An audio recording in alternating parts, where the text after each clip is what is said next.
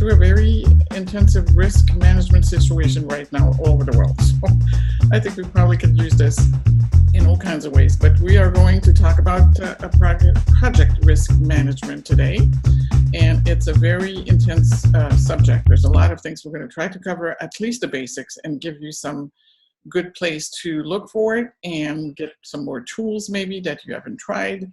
Without any delay, let me start this process. So for those of you who haven't been here before, my name is Gabrielle Haskins. I am the CEO of PMI MCAC, and I also have my consulting company, which is called Project Executive. I do a lot of training for different university and different companies. And as part of our Lunch and Learn for the chapter, we decided to cover the knowledge area to allow people to either refresh their information or get some more information about whatever is happening in the PMBOK 6. So this is the version that I'm working from. It is the PMBOK version 6.0. So project risk management. One of the things that's really absolutely crucial in risk management, remember we use this slide for every one of the knowledge area because the context in which project management is being implemented or practiced is extremely important. Right now, the social, economical, cultural, political, and everything else is going to either create unintended positive or negative impact, and we can see that. Organizational culture also really is what drives our tolerance, acceptance, or how do we even do risk management at all. The other thing too that's really important is the wide international and political environment which this risk management process is taking place also has a lot of influence. And it's also affecting behaviors of people and also has a lot of ethical implications and a lot of things that are all very closely related to risk. So risk is really, I would say, that's why it is where it is in the knowledge area. After we've done all the core processes and we've done everything else that we talked about in project management here. So remember we saw integration, scope, schedule, and cost.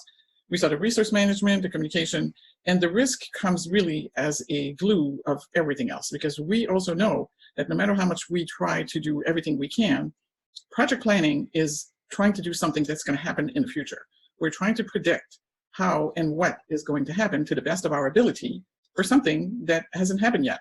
And because projects are unique, we're doing this differently every time we do a project. We have different groups of stakeholders, we have different ways of managing those stakeholders. So that's why risk is really a major component in project management.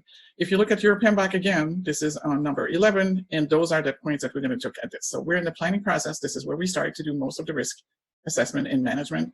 When we are executing, we are going to implement the risk response that we looked for and define in the planning process. And then we have to monitor the risk.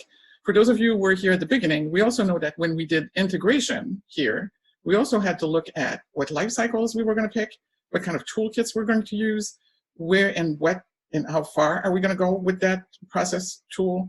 So this is where risk management also starts. We, most of the time, have a high-level risk in the charter or in the business case that we are given to create the charter. So it is really something that we have to be aware of. And it's definitely different than constraint, or it's definitely different than assumptions, but they're all kind of closely related, and we're going to look into that.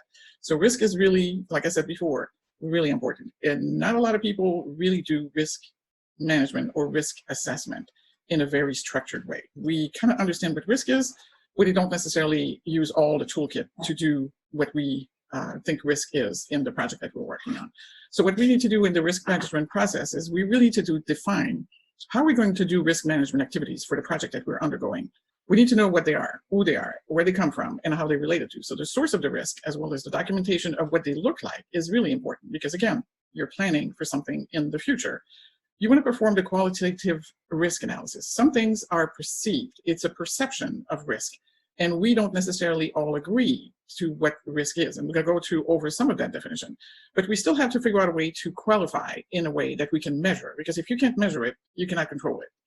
And then there's tools and stuff that we can actually quantify. There's numbers. Remember when we did cost and schedule, we were able to do the earned value. So that's how we put a number that we can measure and control. So the qualitative risk is where we are going to get to the contingency that we talked about in schedule and cost. This is where we can put a price and a number on those specific things, either in number of days or number of money assigned to that. And this is where contingency and management reserve. And then we have to decide, okay, we have some risk. What kind of response are we going to do to it? There's many different things we can do. We're going to look at the risk response that is applicable for the entire project or organization in the case of that specific project. Or we're going to look also, what can I do specifically on that project that I'm working on? And just for your information, more and more companies are using people who have to deal with a lot of risk. I came from the food industry, and people who do pharmaceutical, people who do any kind of risk, people who do a lot of global management of projects, they now have teams that are totally dedicated to the risk management process because they need subject matter expert in the product or the industry that they're in, as well as everything else that are related to the risk. And we're going to see a little bit of that information today.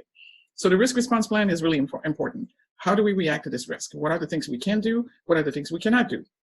And when we are getting into execution, we're going to have to implement the risk. So let's see if the risk ever happens. This is what we do. We also have to identify the risk to see, hopefully, the red flags. Can we see it before it becomes a whole full-blown issue?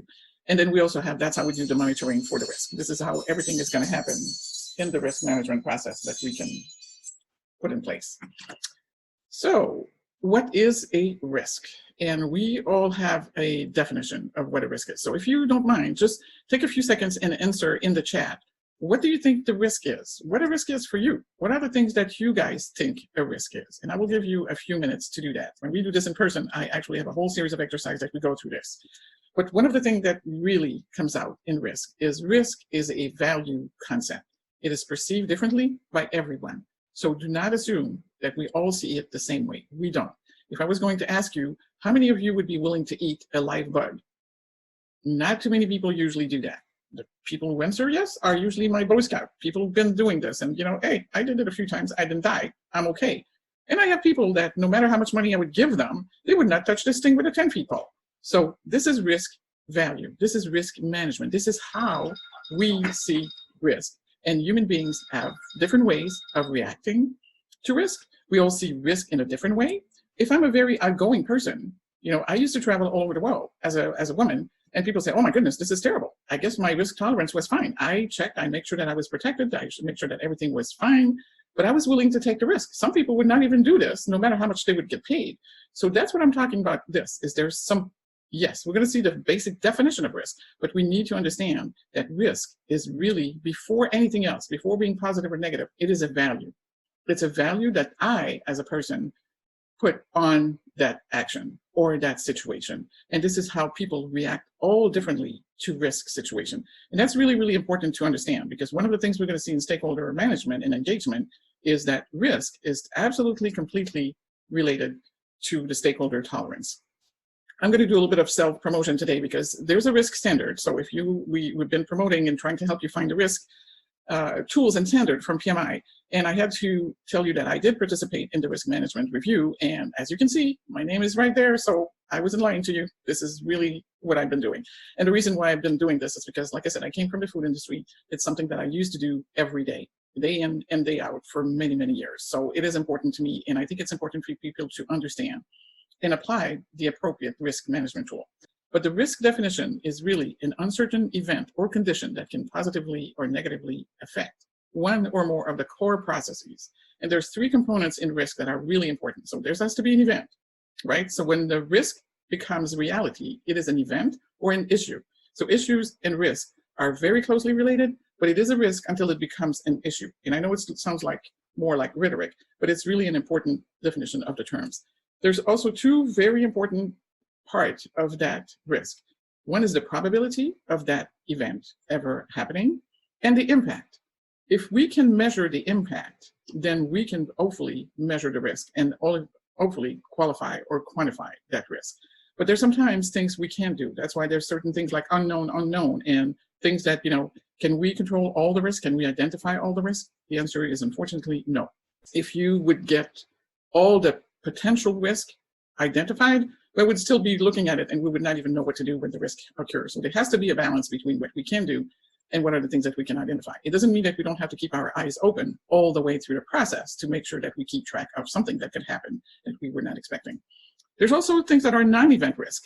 And we're going to talk about the variability, which is actually based on the Monte Carlo analysis, which is one of the things we use also in the food industry, and the ambiguity risk.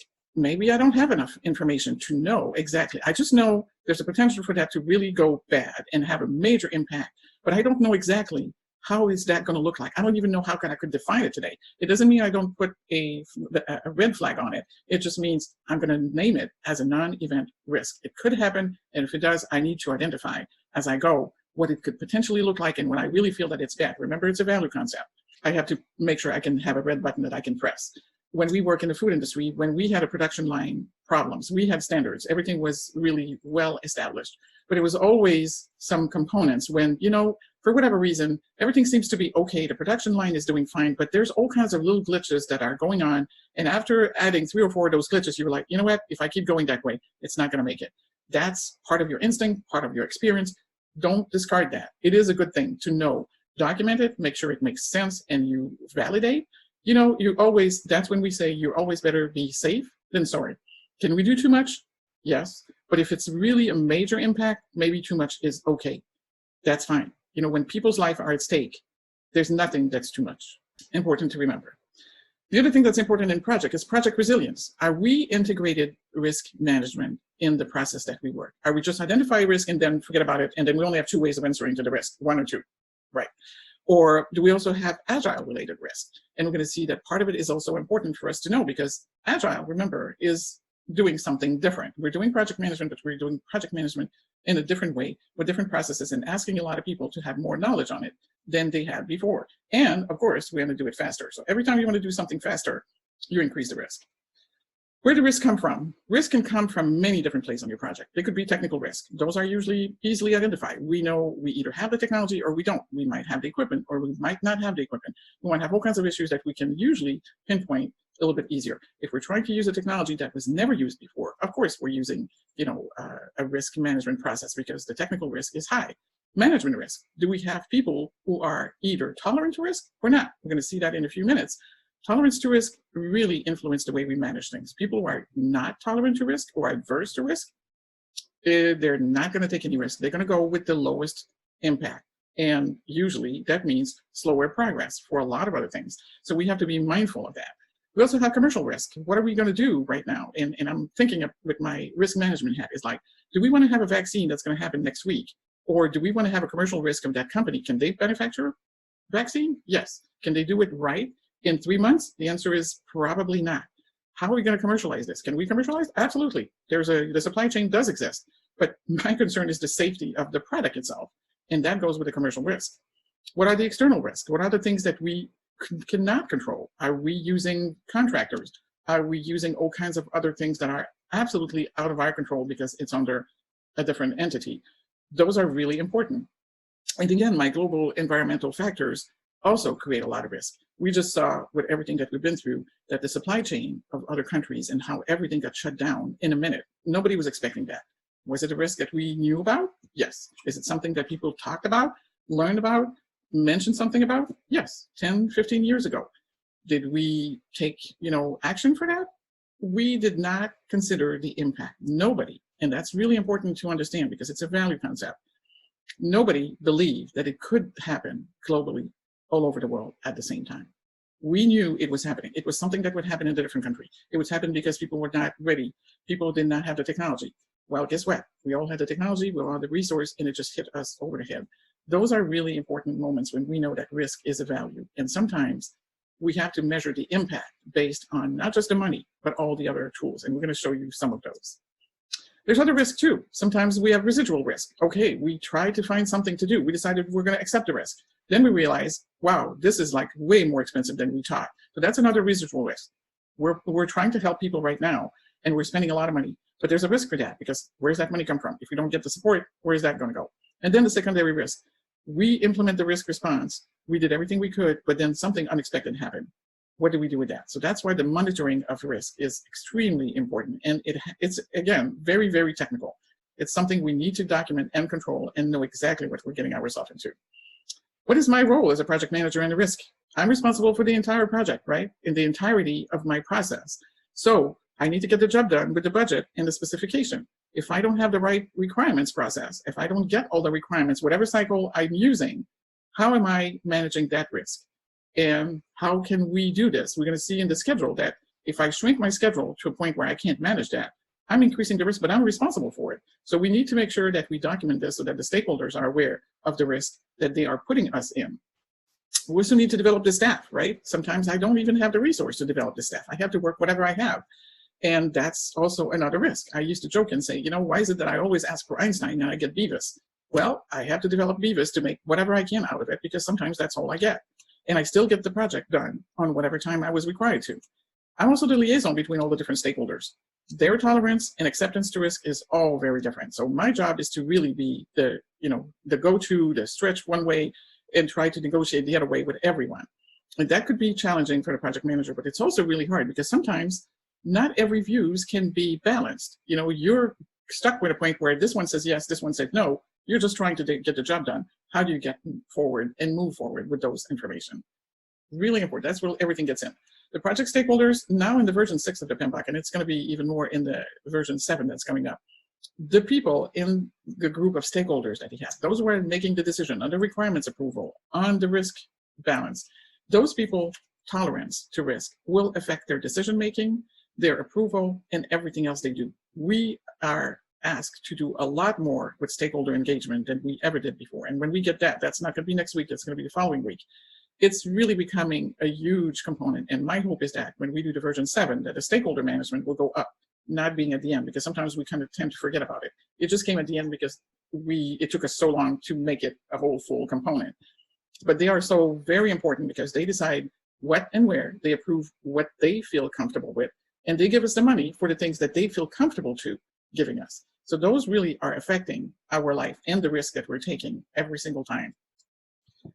Another tool that you can use to manage risk is your RACI. You already have the roles and responsibility. You can also own and show who owns the risk. You can add some things to that tools and make sure that you can see who's responsible for what. I gave you a very, very basic example, but I'm sure you can see a lot of the tools that we have to use that. But that's a very good way to define who is the owner of the risk and who would be responsible to approval and that kind of thing. Use your RACI for all kinds of things. You can color code it. I mean, I'm sure you have tons of examples of that, but that's a really good tool for risk management too. Risk tolerance related to stakeholder analysis. And we're going to go again in more details. I'm just going to go quickly over this. So the risk averter. So we also have this description for industries. For example, if you work in the financial industry, they are risk avert. They are not going to take any risks. They take your money, they will use it, but they are not going to take any risk with it because, first of all, they're responsible for the money, which is somebody else's money, which we would hope they remember. But at the same time, they want to make money with your money. So that's why if they have a choice, they're always going to go with the lowest possible risk that they can have for everything that they do. Risk neutral, where people were like, okay, and comfortable, responsible for, they're saying they're okay, they're not okay. So most of the companies are pretty much in this section. They're risk neutral. We're going to have risk. Most of the time, people don't even know what the risk could be in their own industry. So they're like, yeah, okay, we're doing it, but they're not going to go further than they usually do because they don't really understand risk management. And they're pretty, kind of neutral about it. The risk seeker, so usually what we call the hedge fund companies, the IT companies are usually pretty much in the risk seeker category. They're willing to try everything they have in order to gain something in the future that could be more appropriate, comfortable, or beneficial for them. But we have usually in your stakeholders a pretty good array of those people. If you work, for example, and I know some of you work for Treasury or worked for Treasury, they're going to be risk adverse. They're not going to take any chances because they can't. That's not part of the industry. If you're in IT, sometimes you have to take a risk because guess what? You have no choice. It's either you don't take the risk, then you cannot do the business that you have it to. But that's important for you to know. And we're going to see the tools that we do that with the stakeholder management. So when you plan for the risk management, you need to identify those risks. You are going to have to perform the qualitative risk analysis and quantitative analysis. So you're going to try to define them as best you can. And if you can't find the numbers to add to it, that's even better. You have to plan the risk response. You have to implement that risk response, which means you don't make up something where you go, when you're implementing it. And then you have to monitor those risks that we talked before. What you need to have in your risk management plan is basically, what is the methodology we're going to use? Are we going to use a full-blown risk management process? What are the roles and responsibility? Who's doing what? Do we have a group of subject matter expert in my company, my organization, or my department? Or am I doing this myself as a project manager? Do I have a budget for that? Do we have contingency budget? What do we put in there? How do we, do we do that? What is the timing for that kind of stuff? What are the risk categories? I see more and more in my world, a lot of people identifying at the leadership level, the risk categories. They know what are the risk for the company or the EPMO for the department that you would work, 4 usually would do a good job at identifying those risks. And as a project manager, you can also, by documenting and doing the lesson learned, provide more information to those entities so that they better identify the risk categories that are pertinent for your company. And then your stakeholder tolerance. Remember, people are not necessarily going to do this. When I do this in a full class, and that's usually a full 5-day class, we do a lot of personality assessment and a lot of tolerance assessment, because people are not, they don't necessarily believe that they are risk taker or not. I'll give you an example. My sister says, oh, yeah, I'm a very open person. I'm very willing to change. Well, she lived in the same house for 35 years. And I said, well, I moved in 35 houses in 10 years. Just a little bit of a different, so she believes she is, I don't. So basic example, same thing with your stakeholders. Their perception of the risk is definitely personal, and it definitely is different than yours. So we have to do a lot of exercise to understand each other that way. And again, how do we report? What are the format? And how do we track? Do we have all kinds of tools that we can use or not? And those are really important for us to know. When you do that, there's different things also, the strategy, the methodology, and the categories of risk that we have to do. Again, roles and responsibility, budget and financing, who are the people doing that, timing and risk response, and your stakeholder appetite. How do we define a risk? How is that defined in our company? We, for sure, have certain risks that we all know about. But how do we define a high risk, a low risk, a medium risk? What is acceptable, what's not? Do we have a measurement to do probability and impact? And what is a tracking tool? Some of the category, for those of you who are familiar with the PESTLE tools, it's really about political, economical, social, technical, legal, and environmental risk. This is one very basic tools that you can use with your team to say, what kind of those environment or tools that we have? What are the risk category that we think is the most sensitive right now? And again, the percentage of probability and the risk response that we selected in the previous time for that. Risk identification tools, I'm gonna share something else with you. So this is a risk management template for the aerospace. I also work for aerospace company. This is really qualitative assessment. They didn't have all the, but they do low, critical, and medium things. We also have another one that we also use here. So that's a really done in Excel, where you're gonna have your risk, the short risk title, the identification, the owner, all the different categories and all the probability and the impact and all that kind of stuff that you can use. So there's not a shortage of tools that you can use, but at the same time, it's really kind of important for you to. So I want to show you one thing that I do with my students, which is really identify the risk. We get them to do it in the triple constraint, but we also ask them to do initial risk register with all the different risks, and we number them, we describe the whole thing, and then we also ask them to identify on what process is that going to be affected. And then when they do the risk response strategy, we also ask them to do each one for the process, for cost and scope, for example, and see what they're doing. They need to accept, mitigate, or avoid, and they need to describe for each one of those which one is the real one. So, like I said, there's not a shortage of stuff that we can do, but at the same time, it takes a little bit of time, and maybe your PMO or stuff is having that tool too. So some of the things we need to know is there's 125 ITTOs, which are input, output, and technology tools. There's a lot of them, but one of the things you need to do in risk is data gathering, analysis, and find interpersonal and team skills, because you need to have a prompt list. What is going to be the red flag? What did we talk about when you do the meetings? Do we talk about an issue action meetings? Do we have a risk management meeting specifically? All those tools are really important. And in the data analysis, which is really important, the assumption and constraint that we did in the previous one comes to life here. Then you have to see the root cause analysis and the SWOT analysis to figure out how do they feel about this? Which one are they really going to impact? And as we move forward, which one is still there and which one may be not becoming an issue or a risk anymore. So when you look at your project cycle, all of those components, so integration is really a really risky area in a way. If you don't pick up the right life cycle, if you don't pick up the right tools, you're gonna get in trouble from day one. And then of course, scope, schedule, and cost, if we don't manage those the right way, if we don't have the right scope, guess what? We're just shooting ourselves in the foot.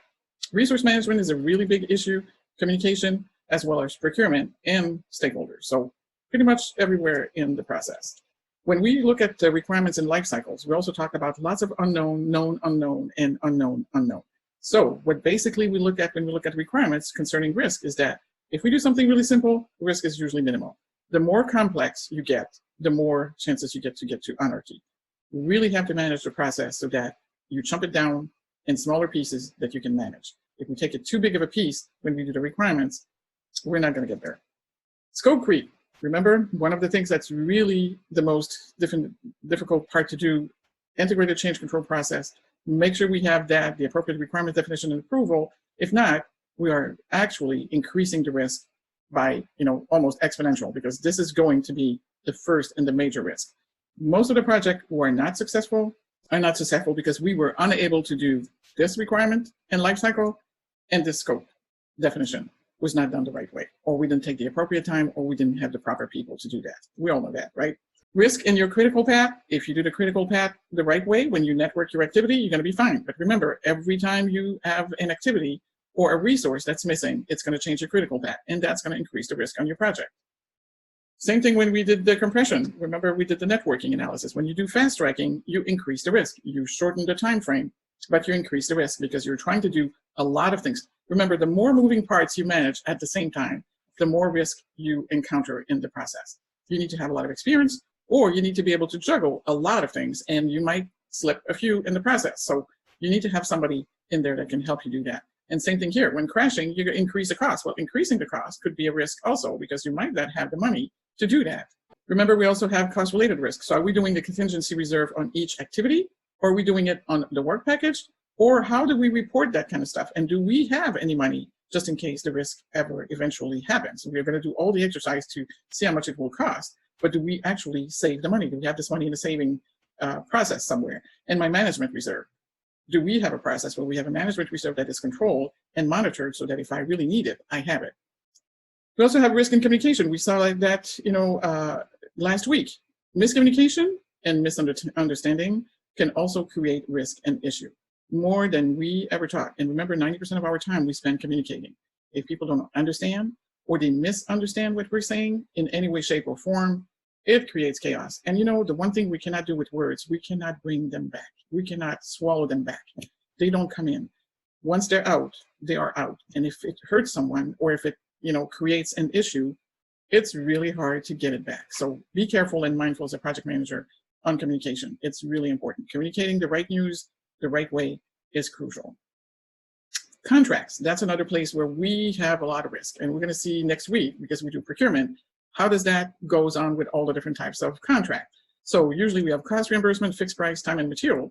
And remember, it's a risk because a contract is a legal document that obligates the seller and the buyer, obligates the seller to provide a specific product or services, and obligates the buyer to provide the monetary value or other consideration for what this is all about. We sometimes outsource because we are trying to transfer the risk to somebody else. But if they don't do the job, guess what? It comes back to us. So we have to be really, really careful. And again, procurement is almost a life of its own. It has a life cycle that's really close to the project life cycle because it started with the statement of work. And it is also very strongly related to risk. And we're going to see that a little bit more next week when we do procurement. Just a brief overview, the seller's risk and the buyer's risk. So of course, if you do time and material, the buyer's absorbs all the risk. The more work you do, the more it costs me. And if I don't have any control over what you do for the time and material, I'm pretty much going to be stuck paying for it. The fixed price is the lowest risk for the buyer. But at the same time, do we get the quality of the work? Or what happens if we don't get the quality of the work that we hired?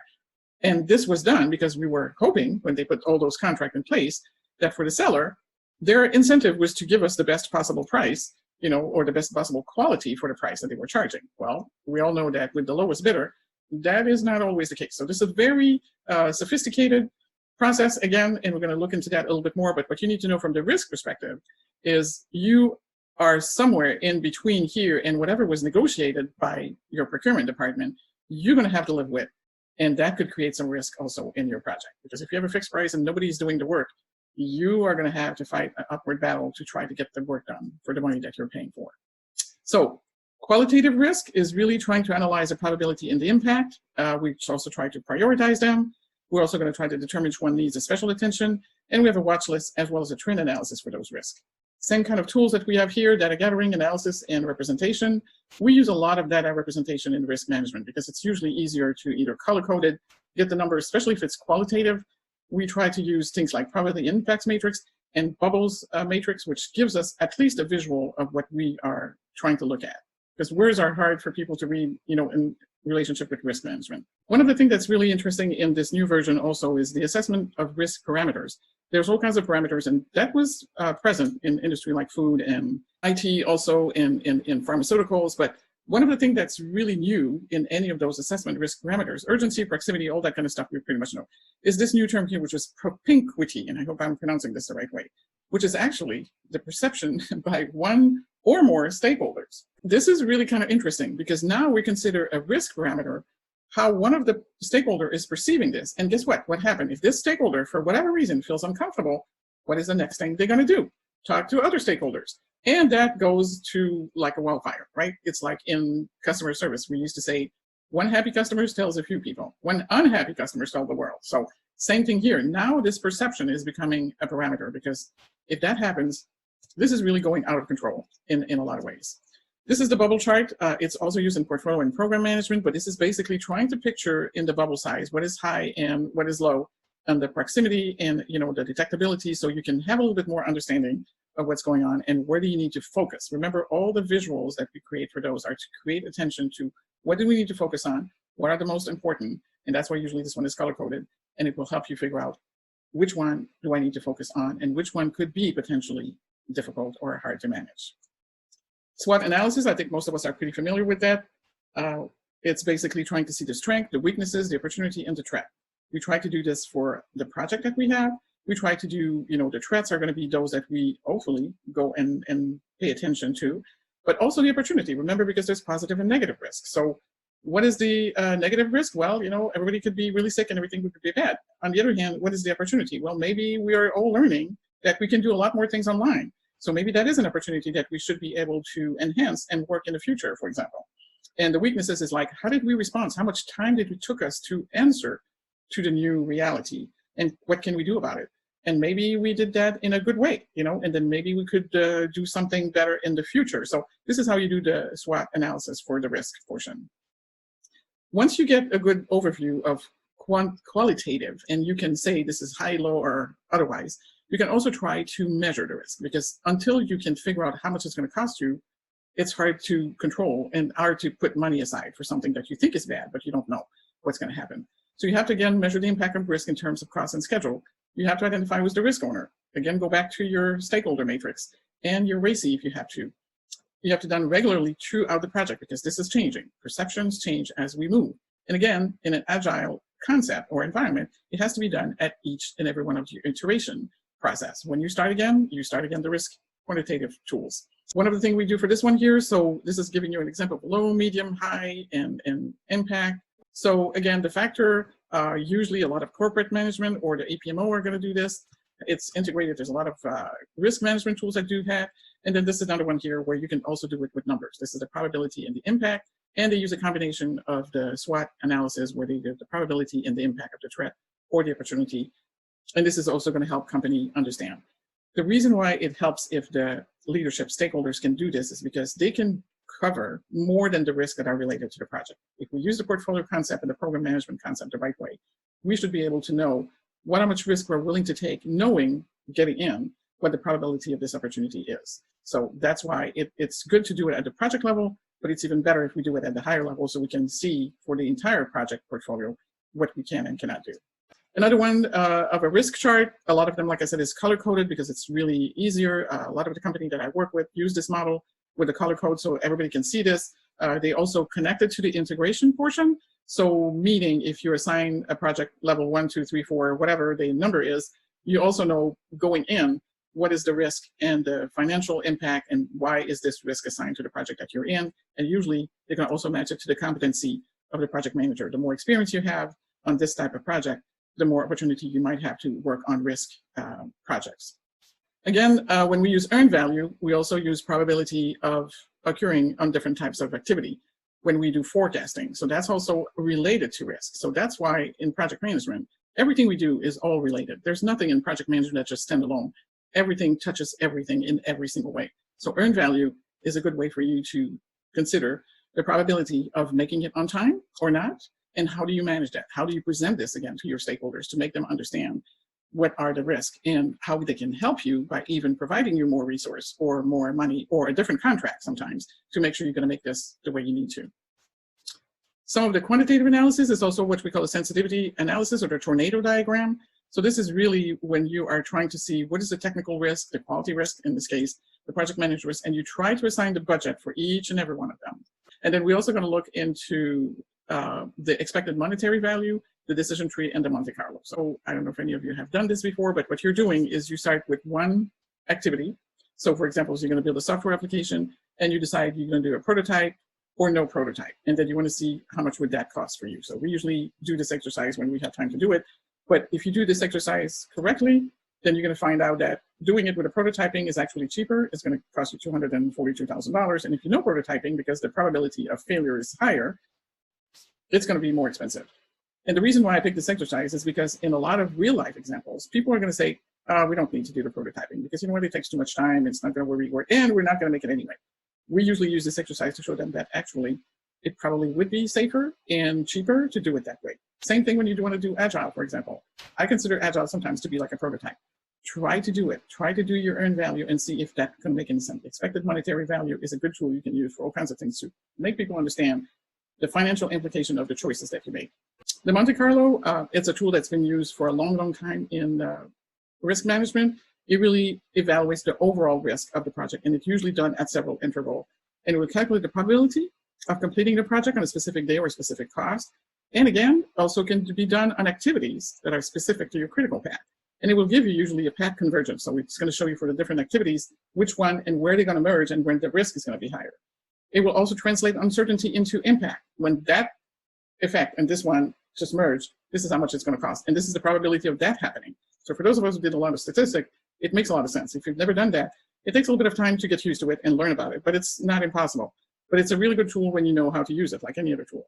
Assess tools and schedule impact, and again, results in probability distribution. So you can use it before when you have the risk evaluated or identified, and then you can do it as you move along to make sure you're going into. Okay, I'm trying to put in a lot of stuff today, so I hope it's not too much, but this is what it looks like, and we showed that in many different ways. So this is really, I have a probability, for example, simulation showing probability of finishing the project in 75 days.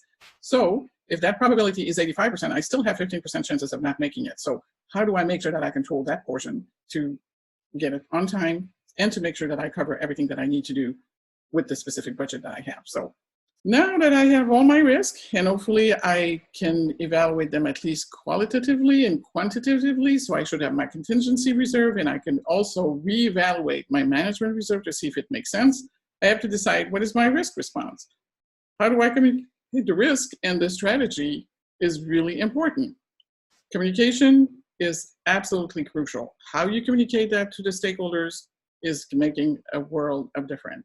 What actions are you going to take to reduce the threat or take advantage of the opportunity? Again, all of this is being communicated, and how you communicate that is going to be a major success factor or not. Risk owner assignment is crucial, and documenting your plan is absolutely crucial, because remember, people will need to know what to do when that happens. 3 things you do in the risk response. You implement the agreed upon risk response. You don't make the choice yourself. The stakeholders have to agree, all of them. This is unanimous. You don't just, you can decide to vote depending on what process you use, but usually everybody has to agree. You minimize the project threats and you maximize the project opportunity. And how would that look like? Remember, when we do the plan, this has to be documented, so you don't have to reinvent the wheels when you're doing the risk response. When you do the project or the corporate risk response for overall, you have 5 different ways that you can do this. You can avoid it, which means you're going to take a totally different way. You're not even going to think about that risk. You're going to figure out a way to not even get close to that. You might exploit the risk and say, what are the things that I can do to hopefully find something positive out of this? You can transfer or share the risk. We cannot take all this responsibility by ourselves. For example, you can work, I see more and more people working with their contractors and their companies that they subcontract with to see how do we transfer and share the risk so that you and I are not going to be stuck fighting over this and that and whatever, but we're going to look at it together. And you can mitigate or enhance. You can mitigate, and we're going to see what mitigate means. We think we mitigate all the risk, but mitigate is only one possible response. Or you can make it better. How do we share? If I cannot do this myself, one of the things that I realized, again, with the vaccine situation, every health organization in the world right now is collaborating. All the university, I graduated from McGill University, they're working with 5 or 6 other universities all over the world to figure out, with all those doctors working, sharing information like never before, to make sure they get to a vaccine as fast and as safely as possible. So this is how the EU enhances a risk that already occurred. And you mitigate, we're going to see how that works. We mitigate the impact or the probability. Or we accept the risk. You know, there's nothing we can do about it. We just need to know it's going to cost X amount of money, and we're going to take care of it when it happens. Now you can also have a risk response plan for each and every one of those risks. So either a threat or opportunity. You can, at the project level, one thing that you can do, you can still accept, and you say, okay, there's nothing I can do. I don't have the resource. I'm going to figure out a way to make that work, or I'm going to use a different contractor. I can mitigate. I can reduce my impact or my probability. I can transfer. I can share it with somebody else. I can also avoid, right? Like, I'm not doing this. There's no way I'm going to do this. I'm quitting. Or I can escalate, which is different. That wasn't there before in the previous version. I can escalate and say, you know what? This is beyond what I can do by myself. I go to the EPMO, I go to my boss, and I escalate. And I said, you know, I can't do this. You have to help me figure out what to do with this. So the strategy, again, is to, for the negative risk or the positive risk, you can both accept the risk, which means I can deal with that. I will figure out a way to make it happen. I either have the money, I have a rainy day fund or something, I have a contingency reserve. And this is what we mean by that. If you have a good process to determine your contingency reserve on each activities, on work packages, or on certain project, you can eventually be able to accept some risk because you know how much it's going to cost and you are ready and you can deal with it. And again, it's going to be based on probability and impact from your quantitative analysis. The last thing we need to do is to control the risk. So we identify the risk, we define the risk response. Now we need to know, how do we control the risk? Well, control the risk is going to be done on the project, and it's going to be stakeholder versus the risk. How do we help the stakeholder manage the risk when they actually hit the ground? The things we need to control, we need to figure out, do we have a risk method that's effective? Is the frequency and the data that we are collecting are giving me good quality information? Am I doing it frequently enough? Is it the right things that I'm monitoring? Did I perceive the tolerance level of the stakeholders appropriately? Maybe sometimes they say, yeah, we'll take it. And then when things happen, they just run and scream and, you know, they're nowhere to be found. That could happen too. What is my negotiation and contract criteria? Did we ever look at it from the risk perspective? And if we do the evaluation of the contractors, do we have that in our evaluation? And we're going to see that in more detail next week. And again, what is my problem-solving success criteria? Why do we control risk? Well, because we need to minimize the probability and the impact, and we want to enhance the positive opportunity. And most of all, we want to be prepared for the eventuality. We don't want to get hit over the head by something we could have seen. It doesn't mean we have to be, you know, totally fearful and not move and not try anything, but it means we need to be prepared because it might come anyway, no matter what happened.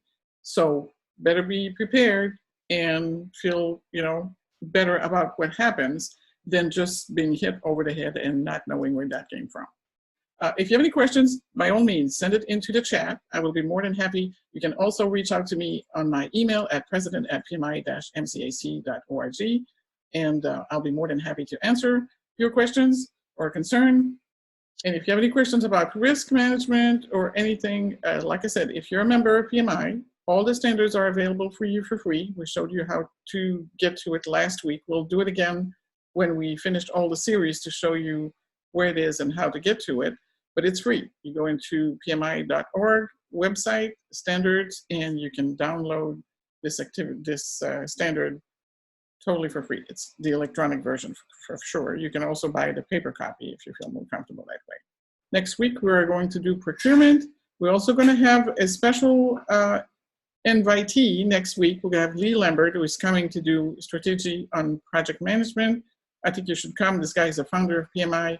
He's a great presenter. You will enjoy that. It's going to be at 1:30.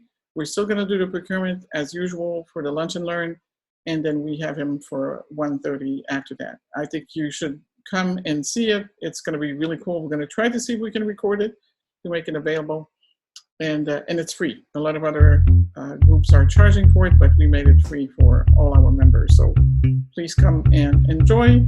For those of you who have to go, it's noon. It's 1 o'clock. So thank you very much again for participating. I hope you have a wonderful week. Stay safe. Be careful out there. And we'll see you again next week. Same time, Thursday at noon for procurement management. So goodbye, everyone. Take care.